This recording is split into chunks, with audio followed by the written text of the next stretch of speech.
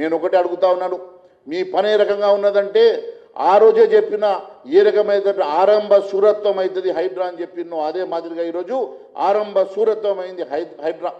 కూరలు తీసి హైడ్రాను పని చేయకుండా మీరు ఏ రకంగా ఈరోజు మరి హైడ్రాను కొలాబ్స్ చేసిండ్రు. దీని వెనుక ఏ శక్తులు పనిచేస్తూ ఉన్నాయో మీకు తెలియదా? దీని వెనుక ఎన్ని వందల వేల కోట్ల రూపాయల ట్రాన్సాక్షన్ జరుగుతున్నాయో మీకు తెలియదని అడుగుతున్నా. ఆ రోజు మీరే చెప్పిండ్రు, స్వయంగా ముఖ్యమంత్రి గారు చెప్పిండ్రు హైడ్రా పేరు మీద వసూలు జరుగుతూ ఉన్నాయని చెప్పి. ఈరోజు ముఖ్యమంత్రి గారు మీకు తెలియకుండానే వేల కోట్ల వసూలు జరుగుతూ ఉన్నాయా? ఈరోజు ఎందుకు మీరు హైడ్రాకి కూరలు తీసేసిండ్రు? ఎందుకు ఈరోజు హైడ్రాను ఆపేసిండ్రు? ఎందుకు ఈరోజు కేవలం హైడ్రాని ఒక డమ్మి చేసే ప్రయత్నం చేస్తూ ఉన్నారు? అంటే దాని వెనుక కారణం కేవలం ఓవైసీ గారి బిల్డింగ్లు కూర్చోలేకనో, నీ తమ్ముడు బిల్డింగ్లు కూర్చోలేకనో, నీ కుటుంబంలో ఉన్నటువంటి ప్రజల్ని తట్టుకోలేకనో ఈరోజు అక్కడ నివాసం ఉంటున్న వాళ్ళను ముట్టుకోమని, కాలేజీలు నడుస్తున్న కాలేజీలను ముట్టుకోమని ఈరోజు రకరకాలుగా మీరు హైడ్రాకు ఉన్నటువంటి కూరల్ని బీకేసి దాన్ని డైల్యూట్ చేసి ఎగ్జిట్ తీసుకునేటువంటి ప్రయత్నం చేస్తున్నారంటే దీని వెనుక వేల కోట్ల రూపాయల కుంభకోణం ఉందని చెప్పి తెలియజేస్తా ఉన్నాను. ఏ పని చేసినా దాని వెనుక ఒక కారణం ఉంటుంది. ఏ పని చేసినా దాని వెనుక పెద్ద ఎత్తున వసూళ్లు ఉంటాయని మరొక్కసారి మీరు రుజువు చేయడానికి ప్రయత్నం చేస్తూ ఉన్నారు. ఎన్నో మాటలు చెప్పిండ్రు, హైడ్రా గురించి ఎంత హైప్ ఇచ్చిండ్రు. ఈరోజు మీరు చూసినట్లయితే హైడ్రా పరిస్థితి ఒక కూరలు వీకేసినటువంటి, ఒక పనికిరాని డైల్యూట్ అయిపోయినటువంటి ఒక సంస్థగా మిగిలిపోతున్నది.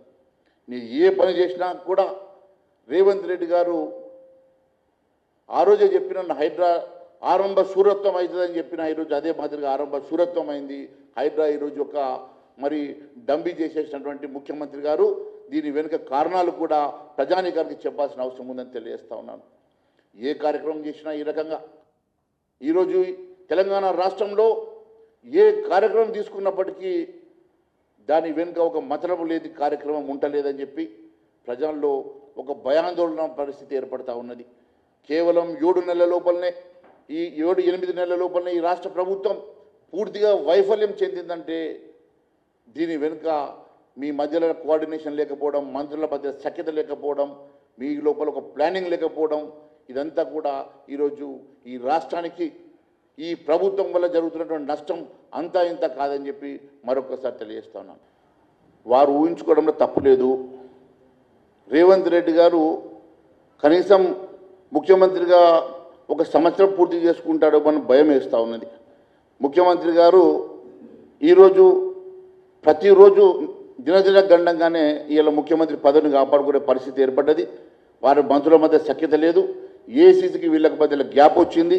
ఈరోజు మీరు పీసీసీ అధ్యక్ష పదవి తీసుకున్నా, ఈరోజు మరి పొన్నం ప్రభాకర్ గారి స్టేట్మెంట్ తీసుకున్నా, ఈరోజు మరి ఫిరాయింపుదారుల అంశం లోపల సీనియర్ల విషయంలో ఎవరు లేకుండానే మరి ఫిరాయింపుదారులకు మీరు ఎంకరేజ్ చేస్తున్న సంగతులు తీసుకున్నా, ఈరోజు హైడ్రా అంశం తీసుకున్నా, మీరు ఏ అంశం తీసుకున్నా కూడా ముఖ్యమంత్రి గారుకి మంత్రులకు మధ్యలో సఖ్యత లేదనేది చాలా స్పష్టంగా తెలిసిపోతుంది. ఏఐసీసీకి ముఖ్యమంత్రి గారికి కూడా సఖ్యత లేదన్న సంగతి కూడా తేలిపోతుంది. భారతీయ జనతా పార్టీ అందరికన్నా ముందు అన్ని అంశాల మీద రియాక్ట్ అయిన పార్టీ భారతీయ జనతా పార్టీ. భారతీయ జనతా పార్టీ ఇప్పటి వరకు ఏ అంశం తీసుకున్నా మీరు చూసినట్లయితే సివిల్ సప్లైస్ కుంభకోణాల దగ్గర నుంచి, మీరు రెవెన్యూ మినిస్టర్ పొంగులేటి శ్రీనివాసరెడ్డి మీద తీసుకొచ్చిన ఆరోపణలు అయితేనేమి, రైతు బంధు అందరి రైతులకు అందుతలేదన్న అంశం లోపల నిర్మల్లో పెద్ద మరి దీక్ష చేసి ఈ రాష్ట్రంలో కూడా దీక్ష చేస్తామని చెప్పేసి సమయం ఇచ్చి మొన్న జరిగినటువంటి వరదల వల్ల దాన్ని పోస్ట్పోన్ చేసుకునే సంగతి అయితేనేమి, ఏ అంశం ఉన్నా కూడా భారతీయ జనతా పార్టీ ముందడుగులో ఉన్నది. భారతీయ జనతా పార్టీ ప్రజల పక్షాన నిలబడ్డది. డెఫినెట్గా భారతీయ జనతా పార్టీ ప్రజా గొంతుకై ఈరోజు ప్రజల్లో ఉండి పోరాటం చేస్తున్న సంగతి మీకు కూడా తెలుసని తెలియజేస్తున్నాను. మీడియా లోపల మీరు ఏమైనా రాసుకోవచ్చు, మీడియా లోపల మీరు ఏమైనా రాసుకోవచ్చు. దయచేసి ఇలాంటి స్పెక్యులేషన్స్ మంచిది కాదు. మీడియా లోపల కూడా మీరు దయచేసి అనవసరమైన స్పెక్యులేషన్స్ తీసుకురావడం మంచిది కాదు. నేను చాలా స్పష్టంగా ఒక విషయం చెప్తా ఉన్నాను.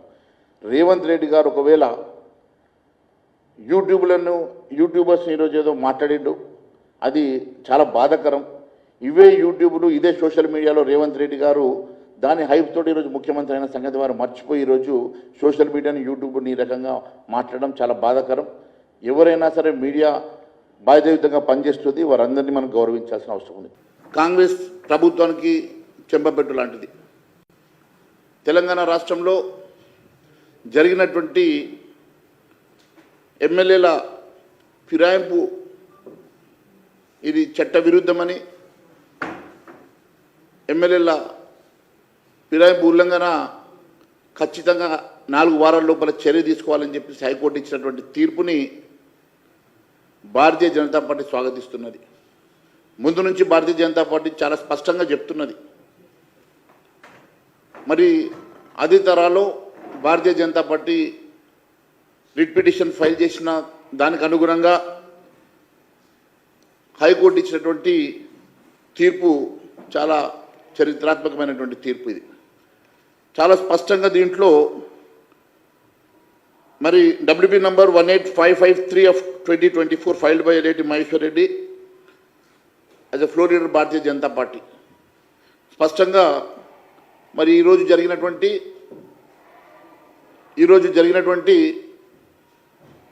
ఫిరాయింపులు చట్ట విరుద్ధం అని చెప్పి చాలా స్పష్టంగా హైకోర్టు చెప్పడం అనేది భారతీయ జనతా పార్టీ పూర్తిగా స్వాగతిస్తున్నది. మరి ఈ అంశాన్ని పొన్నం ప్రభాకర్ గారు కూడా స్వాగతించడం, ఒక మంత్రిగా పొన్నం ప్రభాకర్ గారు స్వాగతించడం నేను పొన్నం ప్రభాకర్ గారికి సూచిస్తూ ఉన్నాను. దయచేసి మీ ముఖ్యమంత్రి గారికి మరియు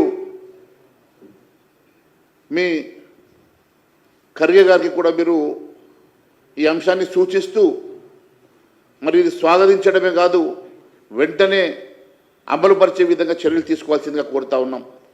దీని మీద మేము సుప్రీంకోర్టు వెళ్తామనో అప్పీల్ వెళ్తామనో ఆలోచన చేయకుండా ఇచ్చిన తీర్పుని గౌరవించి, భారత రాజ్యాంగాన్ని గౌరవించి, చట్టాలను గౌరవించి మీరు ఒక స్ఫూర్తిగా నిర్వహించాల్సిన బాధ్యత మీ మీద ఉన్నదని తెలియజేస్తా ఉన్నాను. ఎందుకంటే చాలా స్పష్టంగా కాంగ్రెస్ పార్టీ గతంలో కాంగ్రెస్ పార్టీ ఎమ్మెల్యేలు ఈ రకంగా బారాస వీళ్ళ ఎమ్మెల్యేస్ ఎత్తుకపోయిన రోజు దానికి వ్యతిరేకంగా పోరాటం చేసింది కాంగ్రెస్ పార్టీ. ఇది చట్ట విరుద్ధం అని చెప్పేసి మరి గొడవ చేసిన రేవంత్ రెడ్డి గారు, వారి ఇంట్ల ముందు చావు దప్పులు కొట్టమని చెప్పినటువంటి రేవంత్ రెడ్డి గారు ఈరోజు మీరు ఈ రకంగా ప్రోత్సహించడం ఎంతవరకు సమంజసమని చెప్పి నేను అడుగుతా ఉన్నాను. మీ స్వయంగా మీ మేనిఫెస్టోలో కూడా చెప్పారు ఇలాంటివి ప్రోత్సహించడం సరికాదు, కాంగ్రెస్ పార్టీ అధికారంలోకి వచ్చినాక చట్టాన్ని సవరించేసి ఏ ఒక్కరు కూడా పార్టీ మారకుండా చర్యలు తీసుకుంటామని మీ మేనిఫెస్టోలో చెప్పారు. అంటే మీ మేనిఫెస్టోలో చెప్పినటువంటి మీ ఏఐసిసి తీసుకున్నటువంటి నిర్ణయానికి మీరు కట్టుబడి లేకుండా అది ఇందిరా కాంగ్రెస్ తీసుకున్న నిర్ణయము, ఇది మాత్రం కాంగ్రెస్ ఆర్ఆర్ తీసుకునేటువంటి నిర్ణయం వేరు ఉంటుందని, కాంగ్రెస్ ఆర్ఆర్ నిర్ణయానికి తెలంగాణలో ఏఐసిసికి సంబంధం లేకుండా తెలంగాణ కాంగ్రెస్ పార్టీ మా ఇష్టానుసారంగా మేము నిర్ణయం తీసుకుంటామని చెప్పి చెప్పదలుచుకున్నారా? మీరు నిజంగా ఏఐసిసి పరిధిలో ఉన్నారా? మరి ఏఐసిసి ఇచ్చినటువంటి మేనిఫెస్టోలో మీరు ఎక్కడ కూడా అమలు చేయకుండా తెలంగాణ రాష్ట్రంలో ఆర్ఆర్ కాంగ్రెస్ అధికారం ఉన్నదని చెప్పి చెప్పదలుచుకున్నారా? మరి అర్థం కావడం లేదు. మీరు ఒక్కసారి ఆలోచన చేస్తే హైకోర్టు ఆదేశాలు స్పీకర్ గారు వెంటనే వారి పరిధిలో ఉన్నది, వారు 4 వారాల లోపల చర్య తీసుకోమని చెప్తా ఉంటే, మరోవైపు పూర్తిగా విరుద్ధంగా మీరు నిన్న తీసుకున్నటువంటి పిఎస్సి కానీ, పిఎస్సి చైర్మన్ నియామకం కానీ ఈరోజు మీరు ఏఐసిసి తీసుకున్నటువంటి నిర్ణయానికి విరుద్ధంగా కానీ మీరు చేసేటువంటి చర్యలకు పొంతన లేకుండా ఉన్నది. హైకోర్టు ఏదైతే ఆదేశించినటువంటి 3 ఎమ్మెల్యేలే కాదు, మిగిలిన 7 ఎమ్మెల్యేల మీద కూడా మొత్తం 10 మంది ఎమ్మెల్యేల మీద మీరు చర్య తీసుకోవాల్సిన బాధ్యత మీ మీద ఉన్నదని తెలియజేస్తా ఉన్నాను. మరి ఒకవైపు హైకోర్టు అంత స్పష్టమైనటువంటి చరిత్రాత్మకమైన తీర్పిచ్చినా కూడా ఏమీ పట్టనట్టుగా ఈరోజు రేవంత్ ప్రభుత్వము మరొక తప్పిదానికి దారితీసింది. రేవంత్ ప్రభుత్వం ఈరోజు ఫిరాయించినటువంటి ఒక ఎమ్మెల్యేకు పిఎస్సి చైర్మన్ చేయడం అంటే ఈరోజు మీరు హైకోర్టు ఇచ్చిన తీర్పుకు విరుద్ధంగా మీరు నడుచుకున్నట్టుగానే మేము భావిస్తున్నాం. చట్టసభల్లో ఎంతో హుందతనం, ఎంతో గౌరవాన్ని భావి తరాలకు చూపించాల్సినటువంటి ఈ చట్టసభలు ఈరోజు ఈ రకంగా ఒక ఫిరాయింపుదారుడికి, మీ పార్టీలో చేరినటువంటి ఫిరాయింపుదారుడికి ఈరోజు మీరు పిఎస్సి చైర్మన్ ఇవ్వడం అంటే, ఈ పద్దుల కమిటీ అనేది ఈ ప్రభుత్వం ఖర్చు పెట్టే ప్రతి పైసా గురించి, తప్పుడు లెక్కల గురించి ప్రశ్నించేటువంటి పిఎస్సి కమిటీ ఎప్పుడు కూడా ప్రతిపక్షానికి ఇవ్వడం జరుగుతుంది. అలాంటిది గతంలో మీరు ఒకసారి గుర్తు చేసుకోండి, ముఖ్యమంత్రి రేవంత్ రెడ్డి గారు, మీరు నేను 2009 అసెంబ్లీలో మొట్టమొదటిసారిగా కాలు పెట్టినప్పుడు, అప్పుడు వైఎస్ రాజశేఖర రెడ్డి గారు ముఖ్యమంత్రిగా కిరణ్ కుమార్ రెడ్డి గారికి అడిగారు, మీరు తెలుగుదేశం నుంచి 3 పేర్లు అడగండి, వారు ఇచ్చినటువంటి ఒక పేరు నాగం జనార్దన్ రెడ్డి గారికి కాకుండా 3 పేర్లు అడగండి, 3 పేర్లలో ఒక పేరు మనం నిర్ణయం చేద్దామంటే కిరణ్ కుమార్ రెడ్డి గారు, మనం అసెంబ్లీని గౌరవించాలి, చట్టసభల్ని గౌరవించాలి, అక్కడ ఉన్నటువంటి ప్రొసీజర్స్ని ఫాలో కావాలని చెప్పేసి వారు అట్లా కాకుండా ఒకే ఒక పేరుని వారు ఆ రోజు వారు పంపినటువంటి పేరు నాగం జనార్దన్ రెడ్డి గారికి పిఎస్సి చైర్మన్ ఇచ్చారంటే, ఆ రోజు చట్టసభల మీద ఒక స్పీకర్కి ఉన్నటువంటి గౌరవం అది ప్రతీక అని చెప్పి నేను తెలియజేస్తా ఉన్నాను. అది గతంలో మీకు తెలుసు, మీరు ఆ రోజు 2009 అసెంబ్లీలో మొదటిసారిగా, నేను మొదటిసారిగా అసెంబ్లీలో ఉన్నప్పుడు మనందరికీ ఆ సాంప్రదాయం, ఒక గౌరవం చట్టసభల మీద మనకు కలిగింది. కానీ మీరు ఈరోజు ముఖ్యమంత్రిగా ఈరోజు అదే 3 పేర్లు పంపినప్పటికీ కూడా, అపోజిషన్ ఉన్నటువంటి టీఆర్ఎస్ 3 పేర్లు పంపినప్పటికీ మీరు ఆ 3లో ఒక పేరు కాకుండా మీ ఇష్టానుసారంగా మీ పార్టీలో చేరినటువంటి బారాస ఎమ్మెల్యే పేరు ఈరోజు మీరు ప్రతిపాదించిందంటే, దీన్ని బట్టి చాలా స్పష్టంగా ఏ రకంగా మీరు ఈ చట్టసభని నడపాలని, ఏ రకమైనటువంటి సిగ్నల్స్ని మీరు భావి తరాలకు ఇస్తున్నారనేది చాలా స్పష్టంగా అర్థమవుతున్నది. గౌరవ ముఖ్యమంత్రి గారిని నేను 2 విషయాలు అడుగుతా ఉన్నాను.